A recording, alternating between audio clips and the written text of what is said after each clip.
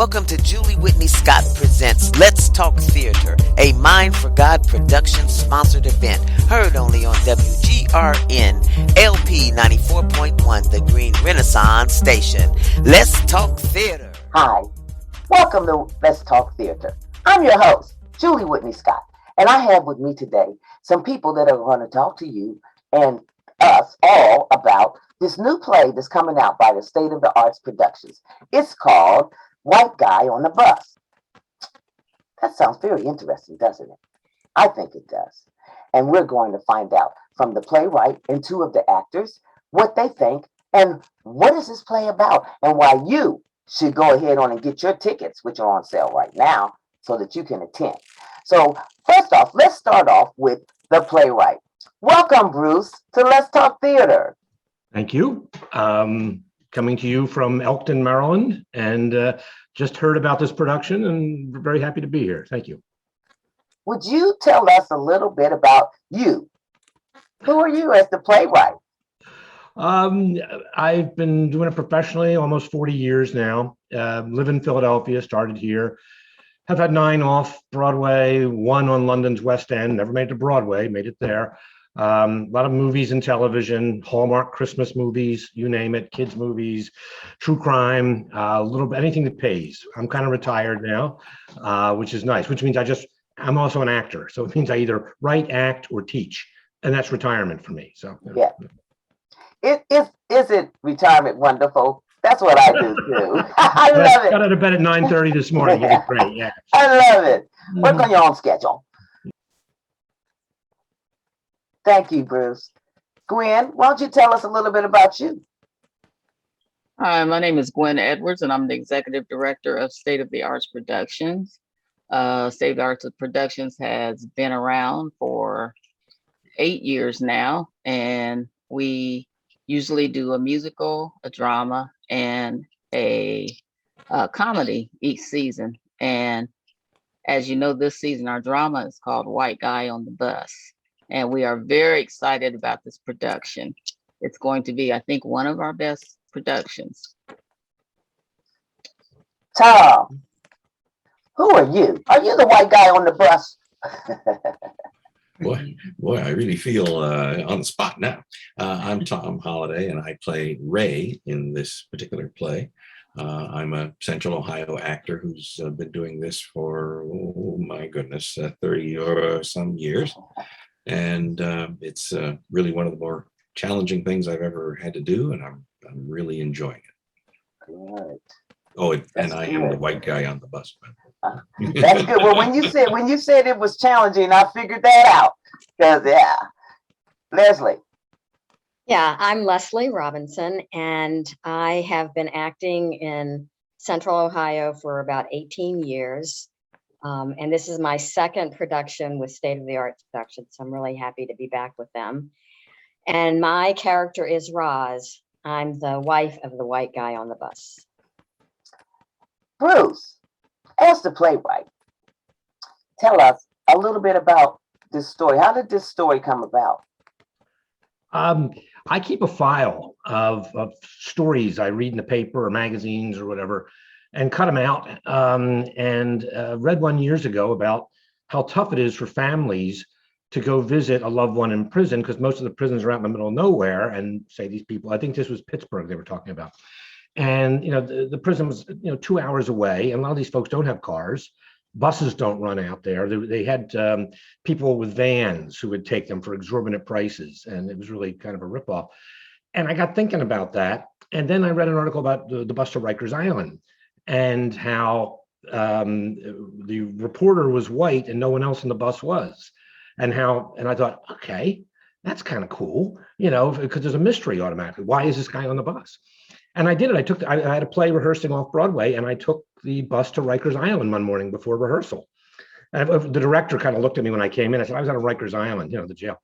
And as you go over the bridge to the island, you have to get off the bus and you go inside. And when Shatik talks about the procedure of how they treat the guests, the visitors, they treat them, like the prisoners. And I stood there and went through the whole thing. And I turned around and walked out. And the guards are all thinking, what are you here for? I went, research. And I waited for the next bus to come along, and then I left.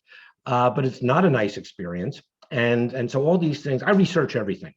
This is part of my research was riding on buses to strange places.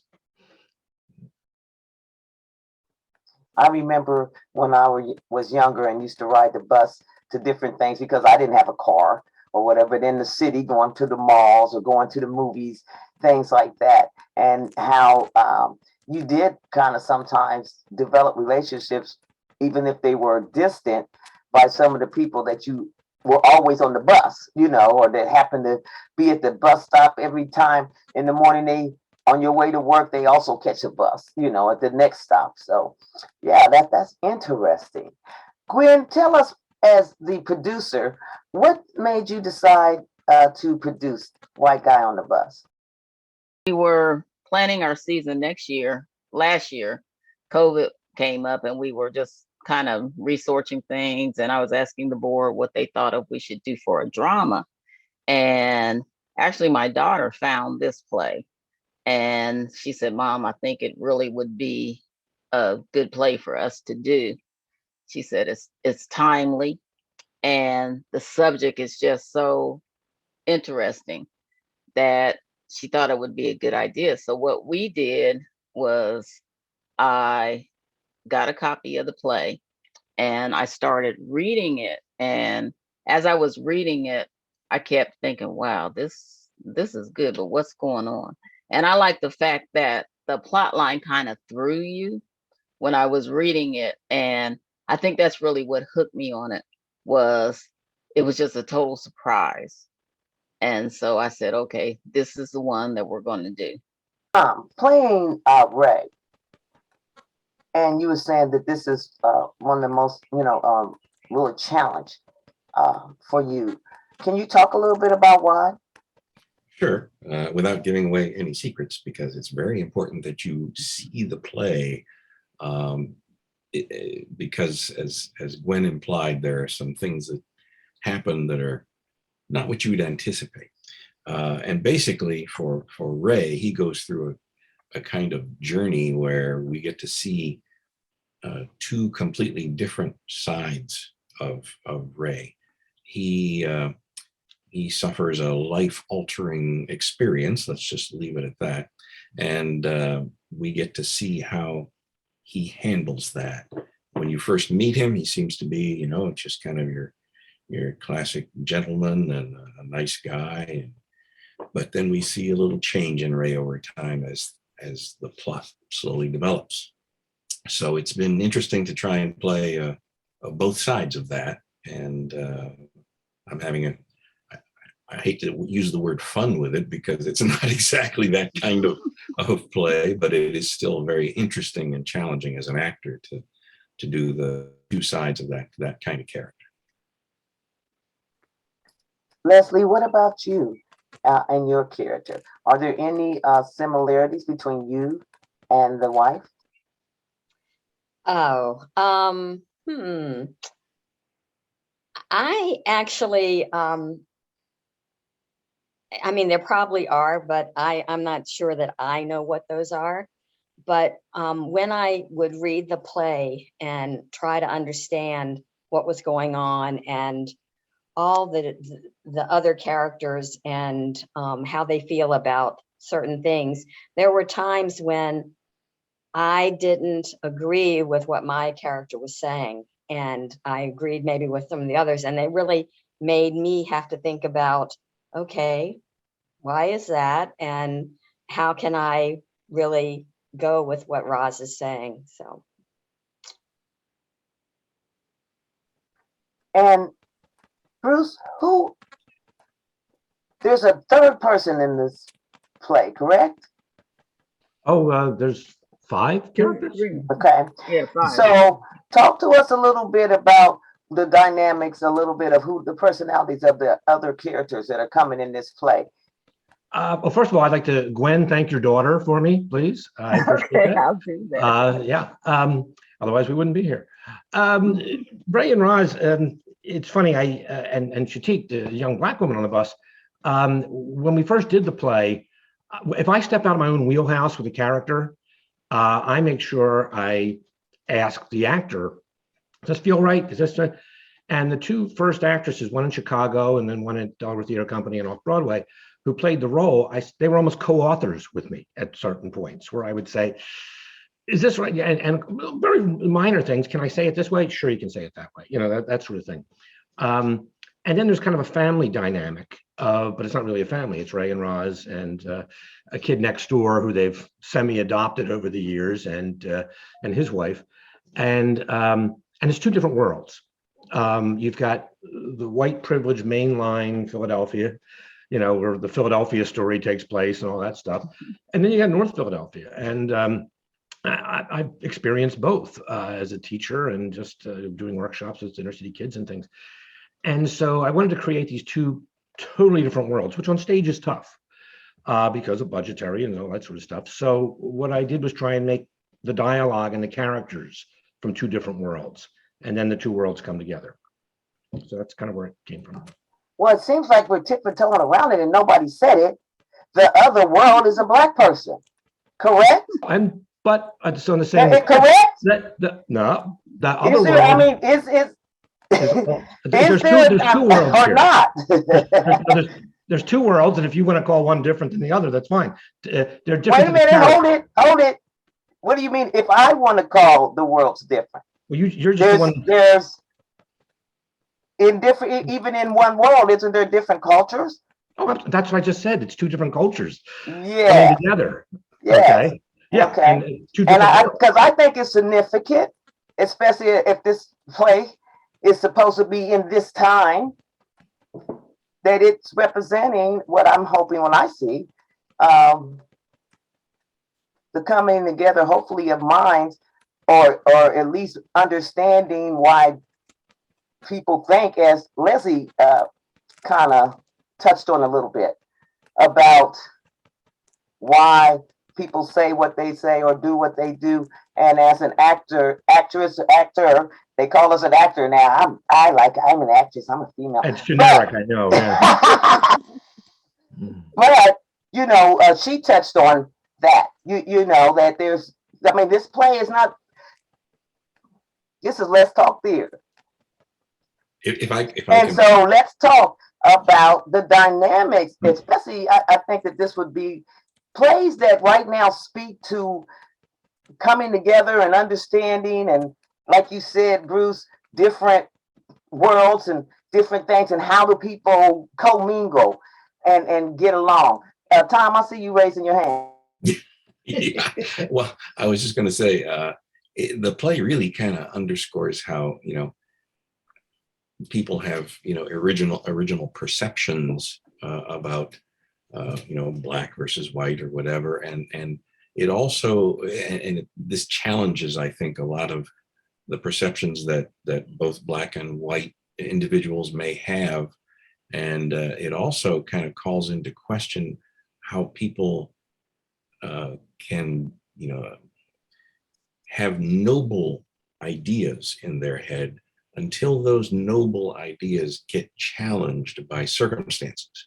And that kind of calls into question, some of the values you think you have, some of the beliefs you think you hold, and that's on both sides of the bus, so to speak. So right. It's a very interesting exploration of that kind of thing. Very layered. Yeah, it really does sound like it's going to be there, and for me, based on the characters and based on the dialogue, because when you have a story that has limited amount of characters and set, and it's mostly concentrating on what is being said, which is my favorite pieces. That's when I write, mostly I'm not like for the whole song and dance and all that. And if I do throw a song in there, it's got a meaning. And it ties in. The dialogue is so important. That's why I was saying, since we don't have the representation here of the character, which is the opposite of Tom, and brings about the conflict and brings about the things that Leslie, you're talking about, that causes you to have to think and brings about the things, Tom, that you're talking about, that causes hopefully us as the audience members sitting out in the audience to also think about. So somebody talk to me about what's that character? What's that character bringing? Who is that character? You know, it's interesting, as both my wife and I were reading the play, we both said, this is the kind of play where you will, you know, as a couple, talk about it all the way home and probably for the next 2 or 3 days after that. It's that kind of, you know, important play with a lot of gravitas that makes you think, very thought provoking. I think that there's like 2 levels that the audience will be dealing with when they watch this play, and that is the general issue of race and white privilege and all of those things that we're all talking about now. But then there's also this personal human story that's going on that really, I feel like, will draw the audience in, and they'll have empathy for both sides and just come away really, like Tom said, needing to talk about this. Gwen? Yes, I agree with Leslie. It's pretty long, what I think the same lines. You have this white guy on this bus with all these Black people, and the majority of them are women. Most of them are women.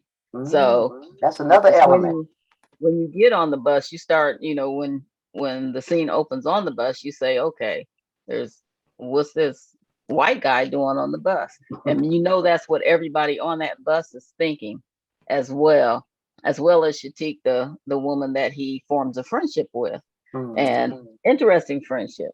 And so her point of view is just like what I would do if I was on the bus and there was nobody on the bus but African Americans, and a white person got on the bus.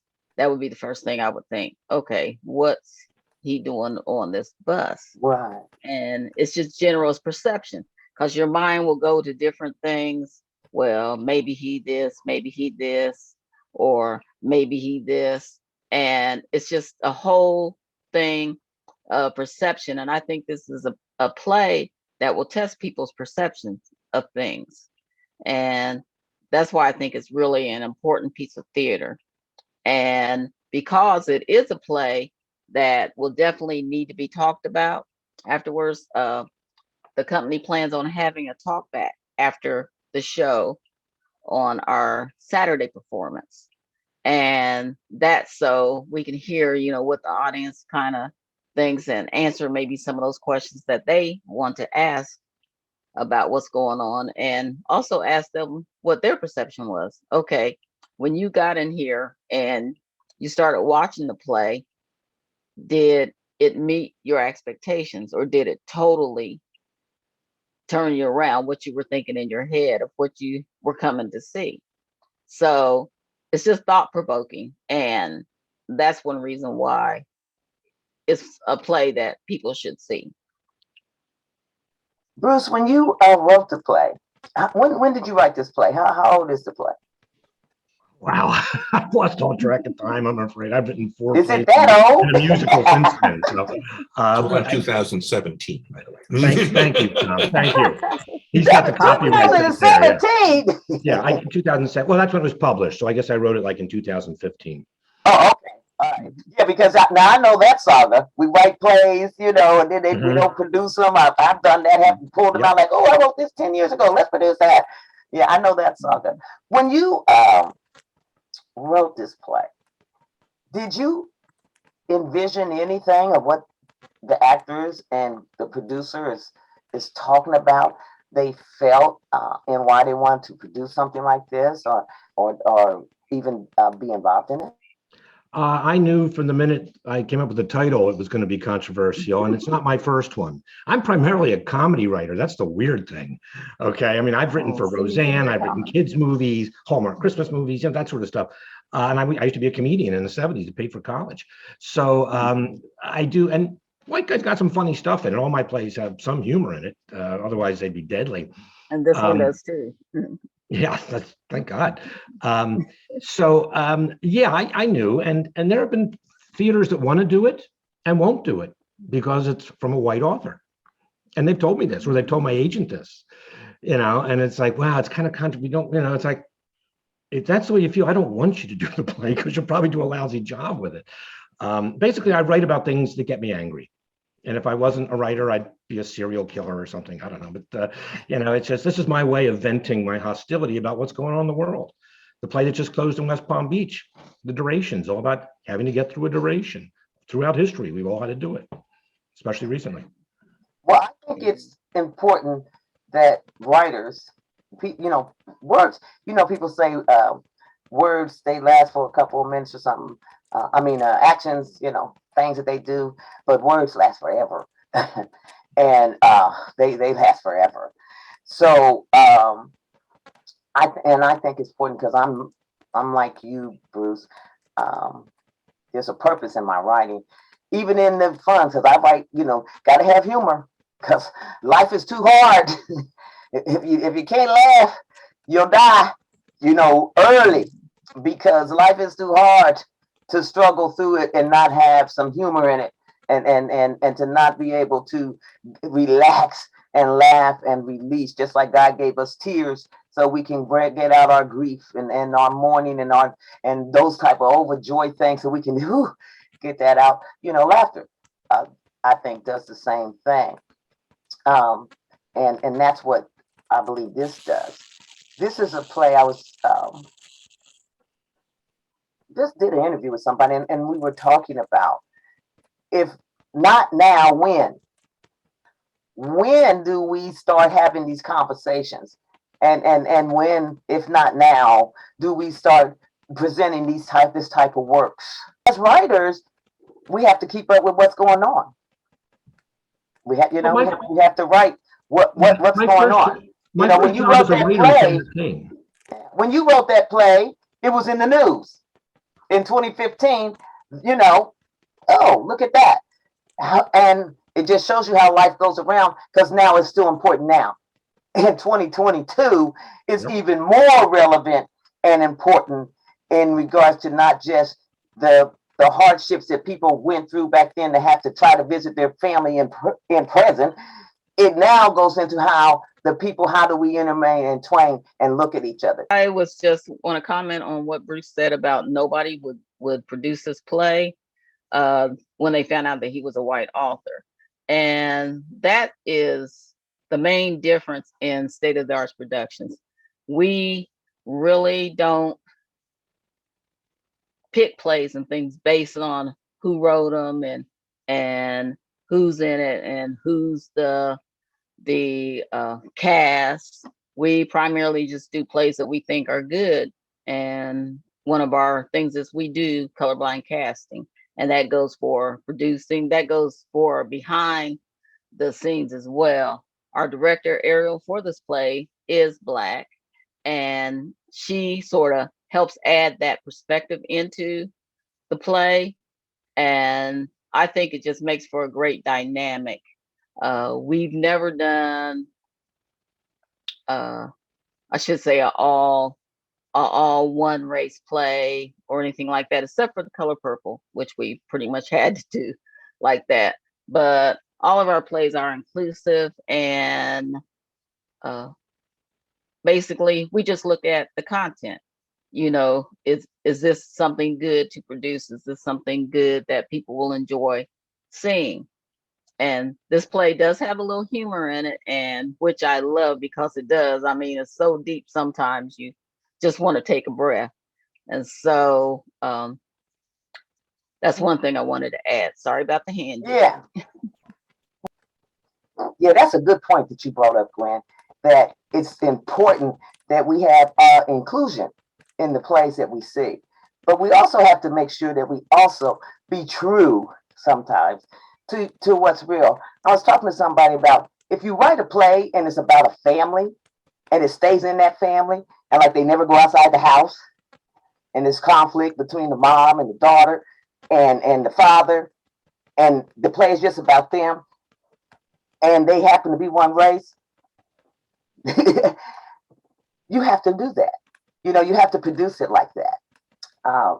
But when you have an opportunity like a play that's already written with other actors in it, that makes it a lot easier to make sure you have inclusion. And so I think that it's important that we also remember that. And I say this as a production company. My job as a production company is to make sure that I'm looking for works that show all stories, whether that be all, this story happens to be all Latino, or this story happens to be all African American, or this is all white presenting, but to also make sure that we provide opportunities for all stories. Because when you provide opportunities for all stories, that means all actors of all races, genders, sexualities, or whatever, they get an opportunity to perform, because a lot of times they don't have an opportunity to perform, period, unless we make a conscious effort to ensure that we produce works that represent them only sometimes. I appreciate Bruce for making, Roz and Ray of a certain age, and it's nice to, have characters who represent, older characters, and there aren't a lot of those out there. So this is kind of a wonderful experience in that regard as well. And the doors are opening up for more opportunities for us seniors, to perform. Like you said, Tom and Leslie, you've been performing a long time. And as we get older, if the plays don't represent us, we have nothing to do. So it's like, okay, it's all over because everybody's only producing something that has younger people in it. And come on, guys, how long can we act like we're younger than we are? Can't go. You can only go so far before you do that. So I'm sure that more Black producers and stuff are opening up to producing things too, just like more white presenting theater companies are opening up, I hope, to producing and writing more things and producing more things that include minorities, regardless of people, regardless of their sexuality, gender, age, so that we can continue to bring these good works and thought-provoking plays. Before we lead out, I would like for you guys to, if you have any words of encouragement that you want to give to anybody out there on why they should want to come to see White Guy on the Bus. Anybody that wants to do it, just unmute yourself and start. I need the money, okay? I need the money. I'll piggyback on that. We need the money. Okay. It's theater. We all need the money. Right. I would just reiterate what I said earlier, that it is just, a tremendously well-written play. Bruce, I can't say enough about it. As soon as I read it, I knew this was a character I really felt and had to play. And like I say, it generates so much discussion. It is so topical, and I think anyone who sees this will come away with a lot of things to think about and talk about race, about class, about any number of different issues that get raised here, and I just can't recommend it enough. And I'm just going to piggyback on what Julie said earlier to Bruce. So maybe you could start working on some ageism kind of plays or characters. As I get older, so do my characters. Yeah, that's Read great. Outgoing Tide, read Stella and Lou, my last few plays. Because I'm an actor, I always write a part for myself. So Good, thank you. And I just want to say that it's just a wonderful play. I mean, people will find humor in it. They will find the drama and the tragedy in it. And they will be leaving thinking. And it's, I feel like it's really being well produced too. It's just been a joy to be a part of it. Thank you. And it's been a joy to work with all of you as well. It's just, I have to take a deep breath when I think about this play, because it's really going to change some minds and change some perceptions. if I can leave you with a thought, I used to work in public radio back when I was a much younger man, and our boss at that time used to have a little plaque on the wall, and he said, "Our job is to be cultural thermostats and not thermometers. We are here to raise the cultural level and not reflect it." And so I think this play does that very well, and I hope everyone will see it. So, Gwen, why don't you tell our audience members how do they go about getting tickets to White Guy on the Bus? Okay, you can get tickets from our website. It's www.soartspro.com. You can go to our Facebook page, State of the Arts Productions. You can go to Uverse ticket site. They're on sale there as well. Or you can call 614-266-4562, and I'll point you in the right direction to get your tickets. There will be tickets sold at the door as well. There is some strong language in it, so you might want to think about it if you plan to bring your kids. And for those who are familiar with Columbus, it's at the Columbus Performing Arts Center on Franklin Street, and in the shed, or not shed, the Van Fleet Theater. Van Fleet Theater, sorry. On the dates. And the dates are March 25, 26, and April 1, 2. All right. Well, I plan on being in the seats and looking forward to this thought-provoking play, White Guy on the Bus. And I want to thank you guys for being with me today on Let's Talk Theater. You're welcome. Thank you. Thank you very much. Appreciate it. Thank you. Thank you for joining me, Julie Whitney Scott, your producer and host of Let's Talk Theater, a Mind for God Productions sponsored event, heard only on WGRN LP 94.1. For the full video interview, go to my Julie Whitney Scott Facebook page.